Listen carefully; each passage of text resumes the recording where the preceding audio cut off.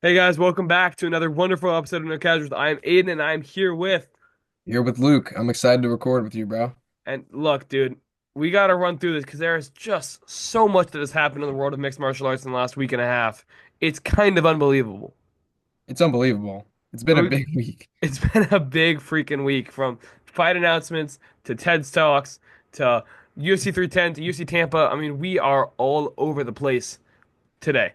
Let's start with what's been in the news. UFC 312 has two title fights announced: Dricus du Plessis versus Sean Strickland and Zhang Weili versus Tatiana Suarez. First, let's talk about the women's co-main event, women's strawweight. Do you think that's the right matchup? Do you think Tatiana Suarez, with all of her injury troubles, is ready for a title shot? Yeah, I think it's the right matchup. We talked about this in one of our last podcasts. Tatiana is most deserving. She's 11 and 0 and coming off a win against Jessica Andrade. So I think that it makes sense. And I think Yan Jinan should get the winner. So yeah. Yeah, I mean, I think Suarez is absolutely prepared for this. I think Suarez is the best strawweight in the world. I think she will beat Zhang Weili. Early prediction right there. But the question is if she'll make it to fight day because her injuries have plagued her for her entire career, which is concerning if you're the UFC because you're looking for a champion who can consistently defend their title. And Suarez may not be able to do so. However, she is clearly the most deserving person for the job. Yeah. Main event: Jigs Duplessis, Sean Strickland. Do you think Strickland deserves that shot? Because there's been a lot of controversy amongst the fans between him and Khamzat Chimaev. Who do you think deserves it? Well, I definitely think that Hamzat deserves it more. I was a little surprised, especially because since I know that Dana White had said in one of the post-fight press conferences that he was like kind of leaning toward Hamzat, but I wonder what into that decision. It's interesting. I mean, maybe it's Hamzat's inability to fight in the United States, but I'm pretty sure that's not even in the U.S. In Australia, yeah, it's in Yeah, Sydney. Australia. Yeah. So then that's not a reason. So yeah, I don't know. I feel like Sean Strickland he has to go out there and kind of make a statement. I feel like his last fight, it's just like his whole attitude is kind of getting old on fans, and I know he's a lot of supporters, but I really think that he has to walk the walk and talk the talk, especially in this fight. Yeah, I mean, look, I completely agree with you there. I think you're right on the ball, but early prediction, I think Duplessis looks better every time he fights. I mean, and he's been good since he's entered the UFC. Since his earliest fights, he's always been good, but he's looked better and better and better against world-class fighters. I mean, he was striking really well with Adesanya before he got that fight finished. Strickland kind of looks the same every time he fights. He doesn't really change anything. I think DDP is going to do bad things to Sean Strickland. I really do. And that's my early prediction. I'm going to dwell on this. I'm going to think on it, but I think that is. I don't think this fight's going to be very competitive. Not like the first one. I don't think so. Yeah. A month Yeah, prior, I think regardless, it's going to be a finish. I think I don't know. I don't know if Strickland has a finish in him against a world class level fighter. I mean, his last finish was against what, Brendan Allen. It's been a while. It's been a while. Let's move it a month forward. UFC 311 got announced for two title fights as well. Islam Makhachev is fighting Arman Tsarukyan in the main event. Who do you got in that one? Let's do a quick pick before we start to really get into it in a couple weeks here. Yeah, this is the most exciting fight that the UFC can make, maybe outside of Aspinall Jones. But I mean, some might say this is gonna be more exciting. So, yeah, I mean, the last time we fought, we know Armin was on short notice. And both fighters they're different. They're much better now. That was 5 years ago. Like these guys are different people and different fighters right now. The opening odds have Islam as like a minus 260 favorite, which I think makes sense. It's gonna be maybe a little closer than that though. I think that stylistically, these guys are as close as it gets. And this isn't like I'm so pumped for this fight. Look, it's a great fight, man. My prediction, I think it'll be a close fight. I don't think it's gonna be the closest fight Islam's ever had. I really don't. I think Islam knows what he's gonna get coming to him. And you got to think about it. This is a guy, and we'll talk about him later. I promise. I have something in the chamber for you guys for next episode. But Islam's a guy that's beaten Oliveira. He's beaten Volkanovski. He's beaten Poirier. He's beaten some of the greatest fighters that have ever been in the lightweight and featherweight divisions. What does Arman have that these guys don't? I mean, Islam's a better wrestler and he's a better striker. I don't see a path to victory for Arman Tsarukyan, and I wouldn't mind being proved wrong because I think new blood for lightweight would be super exciting. But I also think that Islam Makhachev is he looks unbeatable right now. He's a pound for pound number one for a reason. Yeah. Co-main event is Merab Valashvili versus Umar Nurmagomedov. Of course, Umar is undefeated, coming off a win over Corey Sandhagen, and Merab just beat Sean O'Malley to win the title. I think this may be the most competitive fight the UFC can make for a title right now. I think this is a very, very even fight. However, the odds are actually in Umar's favor as the challenger. He's more likely to win according to Vegas. Do you agree with that? Yeah, I do agree with that. It's close though. This is in my opinion really maybe a 50-50 fight, maybe slightly leaning towards Umar. I mean, it's not as wide as the Armin and Islam fight. I think Merab is only a plus 160 underdog, which can change in the weeks leading up, but yeah, I think that makes sense, and this is the necessary fight. Like, there's serious beef between two guys too, as we saw this week. Like we said, like this week has been so busy. There's so much to cover. There's so much drama. I mean, what's going on between Merab and Umar is like completely contrasted by Islam and Armin, who are like like they were smiling when they were staring each other down, and they almost seemed like they were friends. And Merab and Umar, it's the complete opposite. Like I think it's going to be interesting, and I think Umar will probably get it done. Yeah, look, this is where I don't see eye to eye with you here. I think that Dagestan's gonna go 1-1 in January because I think Merab, the way in which he fights, the pace at which he fights, stylistically, this is a great matchup, and I'll tell you why. They're both so good everywhere. Merab is a great striker. Umar has a ton of power. Merab is an incredible grappler, one of the best grapplers we've ever seen in the UFC, and Umar has the last name Nurmagomedov, so you can assume what I'm getting at here. These guys are very complete and very good mixed martial artists. I think this is a fight we're going to see more than once just because of how good both these guys are. I'm not going to give a prediction right now because I don't really have one. I'm leaning towards Merab as the champion because he has a higher level of profile against of his wins. He's beaten more good guys decisively. Umar has fought one top 15 opponent, and now he's getting a title shot, which I think is a little interesting. But Corey Sandhagen is an incredibly good fighter. So I think we'll see an interesting fight here. I think it's going to be a very exciting fight. Let's go to 311 one more time. Renato Money Moicano got a fight booked against Benel Dariush in what will be a clash of interesting post-fight interviews, I'm sure. But what do you think about that fight? I mean, it makes sense for the rankings, but do you think it's going to be competitive? I don't. I think really early prediction and kind of a bold prediction, but I think Moicano is probably gonna showcase his striking and get a knockout. Dariush is 22-6, and he's coming off two losses, but understandably to Armin and Oliveira.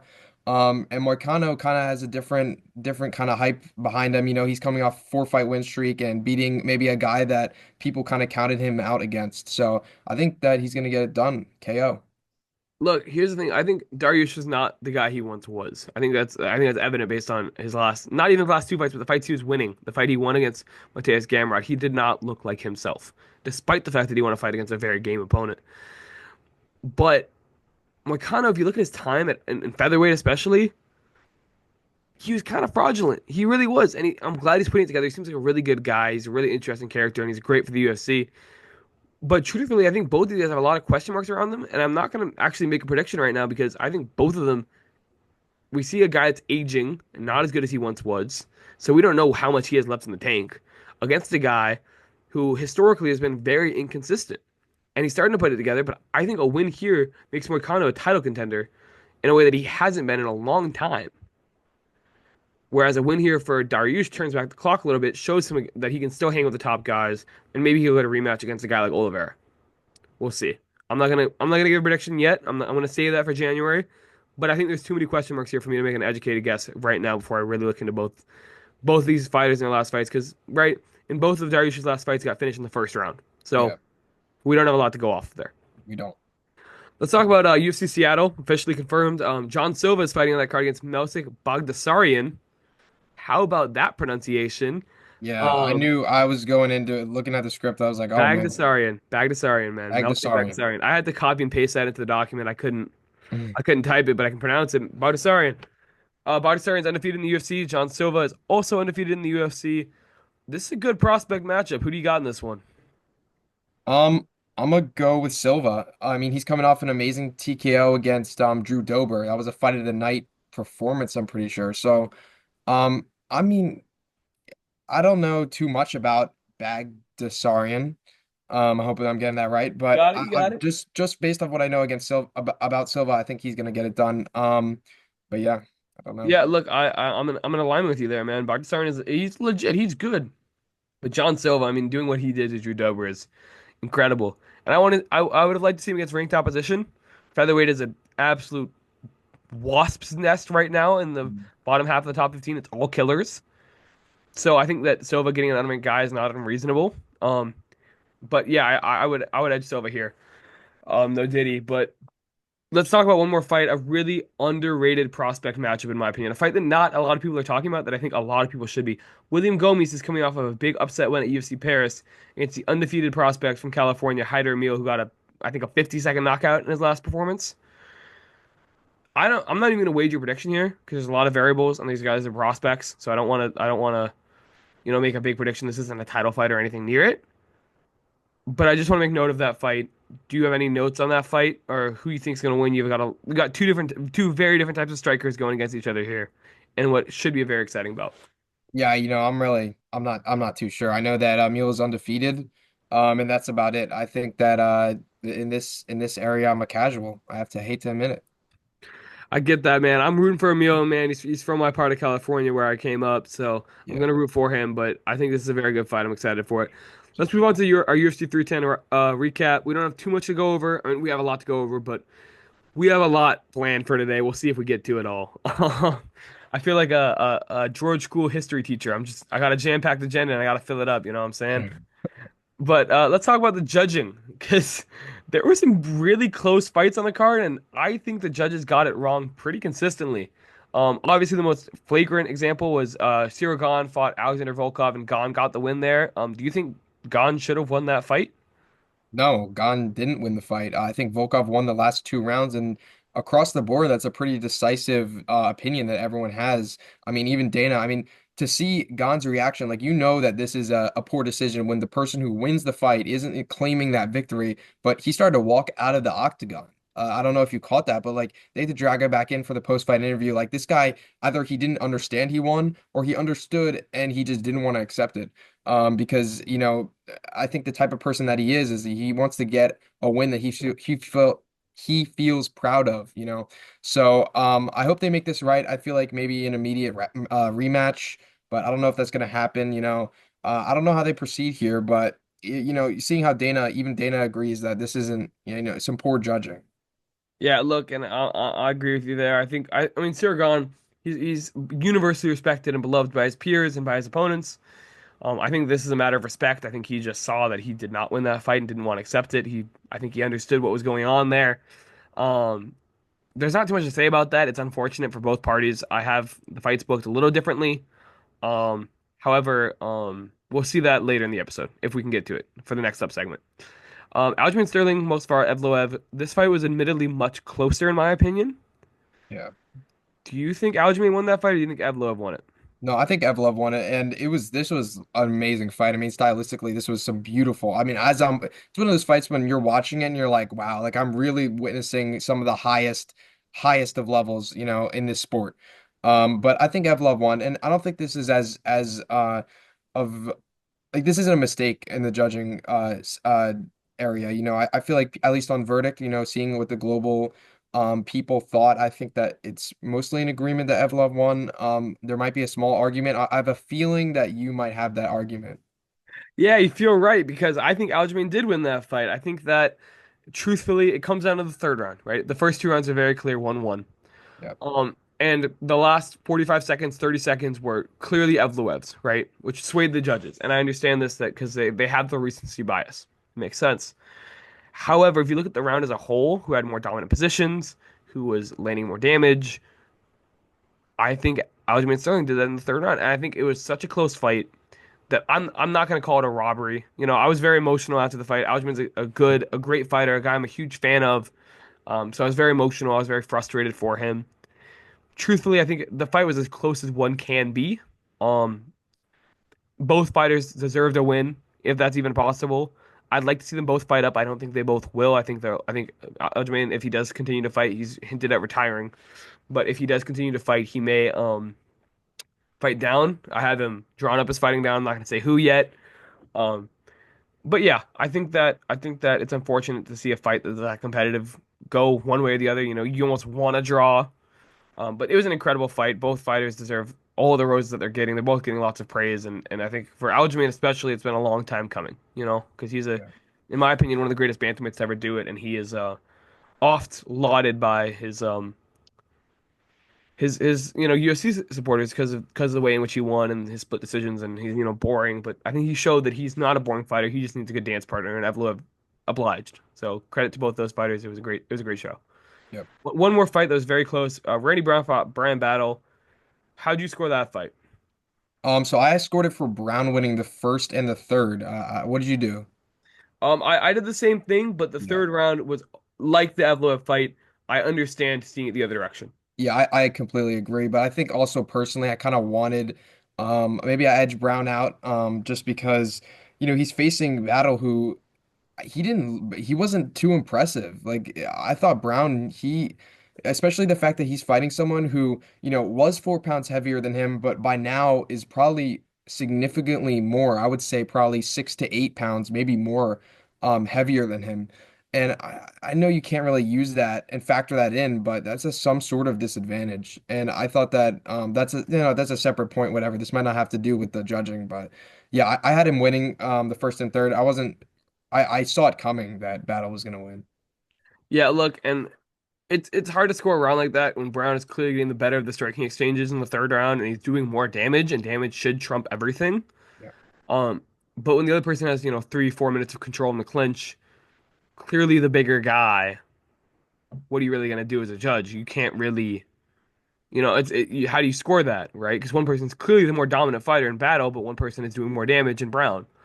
So it's a question of individualized judging in the way in which you perceive that. So I Yeah, think and I we can know we move don't on have from like that. Yeah. a lot of time to go over it, but I saw some post that was interesting, like about kind of reworking how UFC fights, like judging. Like maybe this might prompt change, but I don't know if it will. I know that it's hard. Like how are you gonna change a sporting event that's been going on for so long, and it's kind of a systematic routine that these three judges, go in. But I think it's kind of silly that, you have three people's opinion, only three people's opinion on a fight, and that kind of determines the outcome. And I don't know. I thought that at least the company that we use, Verdict MMA, I thought it was interesting that they kind of made a post saying like we have the ability for change. And I know we don't have a lot of time to talk about it, but I thought that was Yeah. really interesting, and I hope that this does spark change. Yeah, I think this is a great conversation to have in another episode. Maybe we'll have Yep. with the extended UFC hiatus this at the end of December and the Right, beginning of right, right, right. January. We're gonna have a lot of time to talk about the existential problems, what we would do if we were Dana White, who the top 15 greatest of all time are, things of this nature. These will be discussed ad nauseum over the hiatus. Let's talk about a couple fights that weren't very close. The Vicente Luque fight when he submitted Tembo Greenbow in under a minute as an underdog, and Doo Choi just dominating Nate Landers through 3 rounds as also as a slight underdog against Nate the Yeah. Train. Did either of these performances really put you on note of okay, this guy could be the future? Of course, Luque and Choi are not young, but they looked just as good as they ever have on Saturday night. Right. We saw a glimpse of Luke Hay, back when he was in his prime, and that he was I was surprised by both these fights. Like they went against my predictions, and I don't know about the future. I think both these guys are old and they have a small amount of their career ahead of them, and maybe that gives a glimpse of an impressive future few fights, but they're not like upcoming, prospects that I'm looking at as threatening for the belt.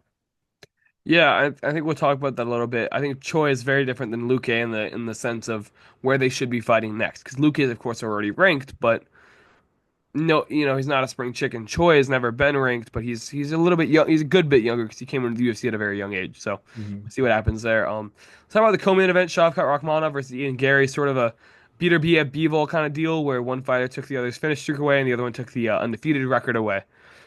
Where both fighters kind of lost, and the fans also definitely lost in that Yeah. fight. Do you have any thoughts on anything that happened? The trunk switch, the rear naked choke attempt by Gary in the fifth, or the Yeah. is there? What did you take away from that fight? I think my biggest takeaway, at first I was like, Rachmanov, I don't want to say he's a fraud, but like how impressed I was with Ian Gary. That was my biggest takeaway. I mean, he looked incredible, and it made me seem that like, this guy, I know we'll get into this in Fact or Fake, but like this guy, he's gonna be a champion, I got those vibes, and especially because this guy Rachmanov had the most amount of hype. This card, although he is the co-main, I would argue it was centered around this fight. So it was a surprise to me, but I did learn that Rachmanov was dealing with a torn MCL, which I don't know how much of that we can attribute to his performance. But at the same time, like I don't want to diminish like Ian Gary. He looked incredible. That's my biggest takeaway. Bottom line. Yeah, and I mean, I was telling you, man, Ian Gary's that underrated grappling almost got it done with it. But what I'll say is that as someone who's been a fervent defender of Bilal Muhammad's abilities to defeat Shavkat Rakhmonov over the last few months, I really do believe that Bilal will beat Shavkat.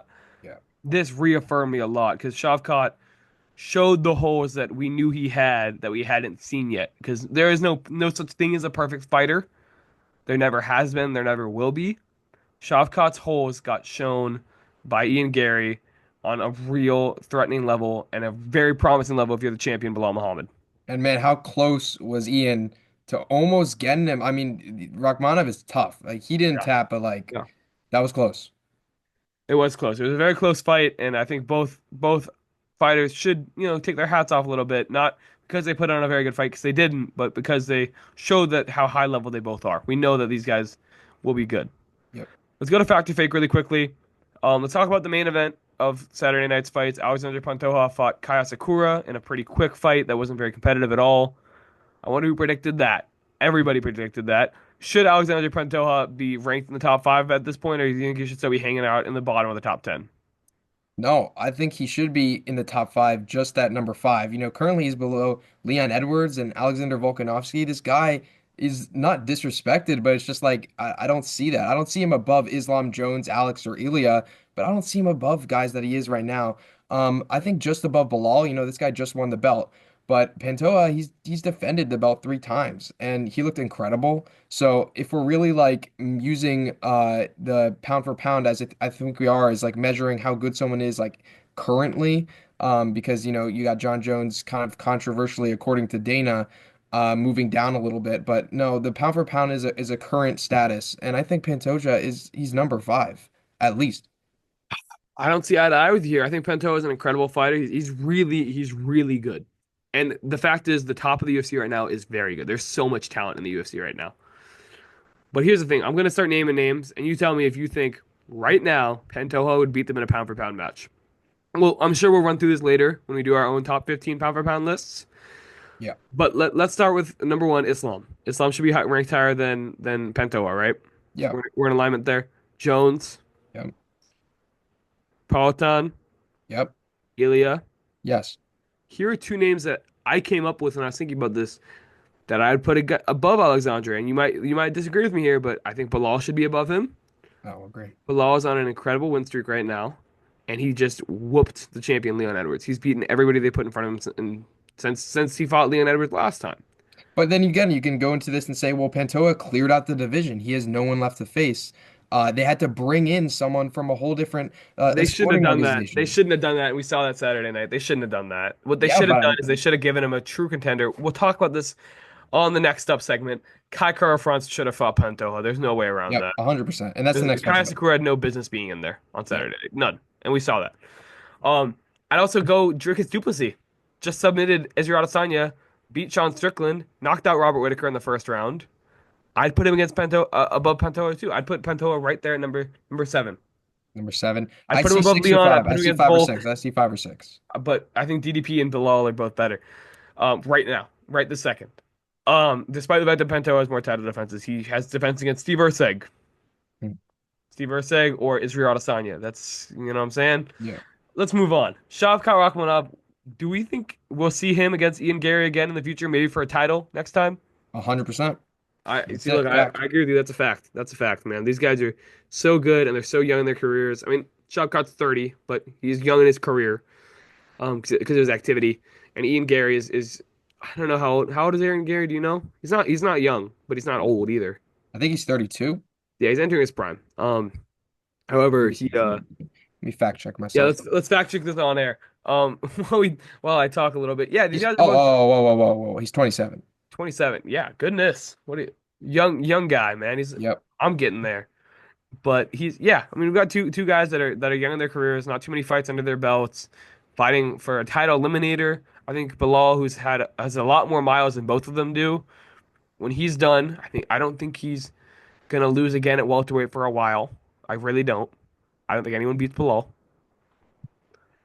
Um, he probably loses at middleweight, but he does not lose at welterweight. Um, when he's done with doing whatever he's doing, retired or moved up or moves down or whatever Bilal ends up doing, I think we'll see these guys fight once, maybe twice more even because of how good these guys are.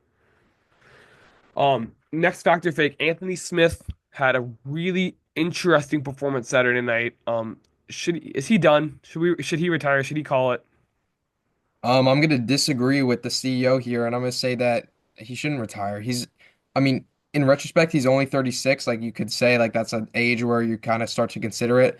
But for his division, like I don't think he's too old, and I think that he should take a break and maybe deal with the emotions he's facing because we saw how emotional this was from the walkout to being in the ring when he's or in the octagon when he's saying, punch me in the face so I can feel something. Obviously this loss, he lost a friend and his past coach. This is hard for him. And what he's saying in that fight, it's concerning as a fan of him, as a fan of his, like I want him to get better and maybe get like one more win under his belt. Yeah, I mean, I'd love to see a guy like Anthony Smith retire and win. He is a legend of the sport. I mean, like jokes aside, he's been in the title fight. He's done everything that one could do at light heavyweight. I don't think he's a Hall of Famer by any means, but I think that he is a guy that deserves the respect of many. And to see him go out like that was tragic. It was really sad. But I don't want to see it again. I'm kind of done watching Anthony Smith fight, to be honest. And it's sad. I mean, that was a sad, emotional night on Saturday, and he gave a very touching speech about grief and about what happens with that, and it shows some of the power that sports can have, especially mixed martial arts can have, and that it makes you feel connected to the human spirit almost Mm, in a way in which I don't think a lot of sports could have had that moment and had it be so humbling almost. And it just I don't know. It's sad to watch Anthony Smith fight at this point. He clearly is going through a lot. He wasn't ready to be in there Saturday. And truthfully, with grief and things of that nature, it never really goes away. You just learn how to deal with it. And I think that maybe getting in a cage and getting hit in the face might not be the best way to deal with it at this point. yeah, So I think that I'll take fact on that one. I think you should hang it up and do some self-reflection for a while, and go out as the legend that he is. yep. One more factor fake on a less somber note. Chase Hooper had a great performance against Clay Guida on Saturday. I mean, really beat him everywhere. Against a guy that is notoriously durable, notoriously tough, Clay Guida. Do you think he'd be ranked in the lightweight top five at some point in his career? I mean, he's only 23, if I remember. He's Yeah, young. he's young. I'm not sure. Like, I want to lean towards yes. I want to lean towards fact, but like he's supposed to beat Clay Guida. Like he was a huge, huge favorite in this fight. And he looked crisp. Like he got it done. He entered as a massive favorite, and he proved that that was like a good decision. But I think he needs a little bit of a bigger test. I think that the lightweight division is pretty dangerous. And we don't. I still don't have like a defined feeling of, oh, I know how this guy is going to how this guy's going to do against someone like Islam. I know how this guy's going to do against some of the top wrestlers. I know that he's a strong wrestling, but I just I don't know enough. Look, I mean, I've watched his career carefully. I mean, he's got really good unranked wins. I mean, he should be fighting against top 15 next or something very close to it. Lightweight's just Mhm. a killer's den right now. I mean, featherweight, lightweight, bantamweight, that those three are just it's impossible to get into that top 15. It's really difficult. But the way Hooper looks, I mean, he looks incredible. He looks so good. He's got great wins. The Guida win is one of his best wins. I would not put it up against the Borshchev win. I think that is his best win. But it was a great win. I mean, he showed every layer of his game. His striking has come so far since the start of his career. His grappling is great. I think he will absolutely be a top five lightweight in the next 5 or so years. I mean, I really Yeah, do. I think that's the safe bet because he's only 23. Yeah, he's really young. We are already running out of time. Can you believe that? We haven't even talked about Tampa yet. There's too much to cover. There's too We need much a to go. part two. I think we might have to. I think we might have to record again tomorrow, my friend. But for now, we'll go to Ted's Talks, our signature segment with your boy, Ted Linden. I mean, every time I talk to fans, they say this is the best part of the show. I'm inclined to agree with them. Hey, and look what he did last week. He got it Got it dead on, done. didn't he? Dead Dead on. on. That was Dead on. incredible. That was a Won't count him out. bullseye. So Yeah, we'll see what he brings to us today about UFC Tampa. Let's see it. let's see it. What's up, everyone, and welcome back to Ted's Talks. This is an amazing segment, as always, but especially today because I finally got a prediction right. We did it. Yes, we did. Shavkat Rakhmonov defeated Ian Gary in a decision. It was a very good fight. A lot of tense moments in there. It was great to watch. Ian Gary's a great fighter. Respect to him. It was amazing just to see it become a reality right in front of me. So it was great. There's gonna be a lot of great moments um, up from here. I've been getting a lot better at analyzing the fight game and making predictions for you guys. So I'm really excited to see what the future holds. So it was great to see it happen for the first time, and hopefully we'll have some more in the future. That being said, we have a great card on Saturday at the Amalie Arena in Tampa, Florida. A very fun matchup between Colby Covington and Joaquin Buckley. These are two pretty complicated fighters, and when you put them in the octagon, it's going to be a fun one. I'm a Colby Covington fan. He was one of my first fighters that I started to really watch. And Joaquin Buckley, he's been making a name for himself more and more these past couple months. He's fought guys like Stephen Thompson. So he's getting out there more. Colby Covington on the other hand, a former interim champion, pretty controversial fighter. Some people love him, some people hate him. But when both of those styles together, I don't think Joaquin Buckley has faced a guy as capable to break someone down as Colby Covington. And I think Colby's cardio is going to tire out Joaquin Buckley, and I have Colby winning in a fourth round submission, either an arm triangle or a rear naked choke. I think he's going to get it done in the fourth round because Buckley's going to be so tired because Colby's cardio is going to be on point this fight. So thank you guys. I'm looking forward to this fight. I think it's going to be a very fun one. As always, I'm Ted. This has been Ted Talks. I'll see you next time. That's my take. Back to you guys. Hey, I love this segment. It's a great segment. I'll just say it's awesome.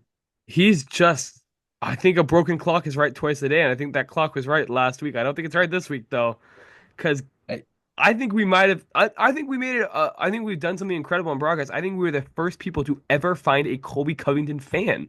I think we're the first. I've not yo, I seen mean, another you're one. about to discuss. I'm not a Colby Covington fan, but I certainly don't hate him as much as the rest of the people. UFC 296 has a special place in my heart. I absolutely love that card. I took kind of a break from UFC until, I mean, I watched 295. I watched a lot of the other, cards, but I really got back into the UFC with 296 because of the hype it drawn. And I respect this guy Colby for his ability to like build hype around himself. I don't like the stuff he says. I don't like him. But I have to agree with how the fight's gonna go. I don't think it's gonna be a submission, but I think that he's gonna edge out a decision 100%. I think that Buckley, he has this KO power. He's riding a fight win streak and some momentum, some serious momentum. He's explosive. He's the most explosive fighter in the UFC, in my opinion. He's dangerous, and I think that if Colby can avoid that, he's gonna really. We haven't seen a 5 round Buckley. Wait, have we seen a five? Yes, we have seen a 5 round, right? No, not with Three Buckley. round. No, Yeah, okay, so we haven't. no. Um, I've forgotten if he had headlined Atlantic City, but he was the co-main. So yeah, so I see a decision victory for Colby. Yeah, I don't. I don't. I Yep, don't. I knew I it. don't think. Here's what I'll say, man. All personal nonsense aside with Colby, he's a great fighter. I mean, he's a pressure fighter. He can wrestle like a MF. But Buckley, I'm gonna harken back to 2022 when Buckley was still a middleweight. He fought Albert Duraev, who I was really hot on at the time, a guy I thought was really good, one of the best wrestlers we've seen at middleweight ever. And he just killed him. He just beat the brakes off of Duraev in a way. And I was like, I was on notice. I said, okay, this guy could be something. Now, look, he lost his next two fights against Chris Curtis and against Nasiruddin Imavov. But I think that blueprint is still there. I think that Duraev, being such a high level wrestler with such low level striking, I think Buckley's going to pick apart Colby coming on the feet. And I think he's going to knock him out. I think he's going to knock him out cold. In a similar fashion, the way he did Wonder Boy. I mean, when you knock out a guy like Wonder Boy in the feet, you immediately get my respect. Second person to ever do that. I think Buckley's gonna knock him out cold. Now, look, we have short time right now. We're gonna run through this next up segment, then we're gonna get out of here. Next up, of course, signature segment where we talk about who we think is next for the title. I'm gonna get Luke's opinions. We have 5 minutes and 15 slides. We're gonna go. Okay, you Let's ready? go, let's go. Rapid. Pantoja, Cara France. Yes or Beautiful, no? beautiful, beautiful. Asakura should fight this Saturday's winner, Manel Kape, Bruno Silva, number 8 versus number 13 against the unranked Asakura. I would love to see him fight Urseg. Urseg, I don't mind it. I don't mind it. I don't mind it. Shavkat should fight Bilal. Yeah, Easy. Easy. Machado Gary should fight Leon in London in March. absolutely. Cyril Gane should fight the winner of Jones Aspinall. No, I think that's got to be an immediate rematch. Well, if I'm you, I'm giving Volkov the winner of Almeida Spivak. Mm, Have him fight down, but have him fight one spot down. A win gets him right back in the title right. conversation. He's never fought either of these guys. If it's not a rematch, these are the fights. If it's not a rematch, these are the fights. Bryce Mitchell should fight Aljo. Grappling, beautiful fight. Either I one love gets it. a title, gets into the title shot. It's a great Love it. fight. Duho Choi should fight the number 15 contender at this point. Barbosa Garcia, both are on knock. Barbosa's as in Barbosa. Garcia's on a 5-fight knockout streak. Duho Choi doesn't have a ton of time left, but looked really good against the edge of the top 15. I'd love to see him against these guys. Yep, knees are ranked. Dominic Reyes should fight the winner of Guskov versus Walker. He's fighting up about 3 or 4 spots in the ranks against guys that he can beat. Yep, I think he can beat. Yeah, yeah, 100%. Vicente Luque should fight the loser of this Saturday's main event between Buckley and Covington. Yeah, yeah, I Right? If think a Buckley rematch. loses, then we get the rematch, Hey, right? a rematch with Buckley. Yeah, because Buckley's Right? gonna lose. No, no, Yeah. he's not. Most far Evloev should fight Alexander Volkanovski Ooh. I don't know. Yeah, because it's for me, it's either a title shot for Evloev or Volk. There's no way around it. and There's no it's way. not. It can't be a title. It can't be a title And shot. Lopez should get the title shot against Ilya. Yeah, And if I and if think and if it's Ilya Volk again, then you give Evloev Lopez for a title that's eliminator. what I was gonna That's say. it. I think That's it's all gonna it be is. probably Ilya Volk. That's all it is. We got 2 minutes left. Let's go. Brian Battle should fight the winner of Punahele Soriano versus Urac Yep, Medic. yep, yep. Great fight. Joshua Van should fight Tim Elliott. Yeah. Chase Hooper, Drew Dober. Uh-huh. Right outside the top 15. Banger fight. Grappling, striking. Beautiful. Beautiful. Who made this up, man? Because they have great ideas. Kennedy and Nzechukwu should fight Derek Lewis. Oh, I didn't Yeah. even think of That that. was Yeah. suggested by my father. That's not even my idea. My dad came up with that one. See, that's a yeah. Wow. See, Give him that's a ranked jumping right opponent. He's up 2-0 into at heavyweight, man. I mean, that's jumping that's a up into fun the fight. danger zone. But yeah, I mean, you go from the wins that Chris Barnett to Derek Lewis. That's a big jump, but I think Nzechukwu is ready because he looked really good at 310, man. He looked like a killer. yep. Um, look, we have notes for Saturday. I'm not even gonna be able to record unless we record like tomorrow. Are there any fights that stand out to you for 2 minutes? Quick, just pay attention to this fight because this could be a fight worth note in a couple years. Is there any fight on that card you want to specifically point out? I'm gonna go with. Let me pick one. Let me pick one. I can pick one while you think. All right, pick one. Pick one. Miles Johns, Felipe Lima. Lima had a great upset win in Saudi Arabia. He looked really good. Miles Johns has a win over Cody Gibson, which is a very underrated guy. He's a consistent guy. I think this is a great fight. I think if Lima wins, he puts a statement on for the division. I think Johns wins, he looks like himself. Man, he looks like he's in good form. It's a great fight. I like to call attention to the Alvarez fight. Joel Alvarez looks incredible. Jakar Close is on a great win streak right now. Those are the two that I want to call attention to really quickly. Are there any that stand out to you Yeah, at I'm that gonna main go event? with really quickly. Keep it short. Adrian Yanez versus Daniel Mm. Marcos. I think that Marcos is undefeated. Yanez's boxing is very crisp from what I've seen, so I think that's gonna be a banger. I completely agree with you. We've got 1 minute left. Any final words, Luke? Hey, I'm just blessed. We had a great week. We're gonna come back for part two. I can't record tomorrow because I got a swim meet, but we're gonna find a time that works. So yeah. I mean, guys, just stay tuned. We got a lot coming. I mean, the UFC is only growing as we've seen this week. Yeah, and look, I agree. I'm gonna quick words. Let's go, Buck, as Pinky would say. It's been a pleasure. As Aiden Pinky Burr would signing say. off. Yo, Aiden Burr signing those who off. know. Thank you for watching again. See you guys. It's been a pleasure.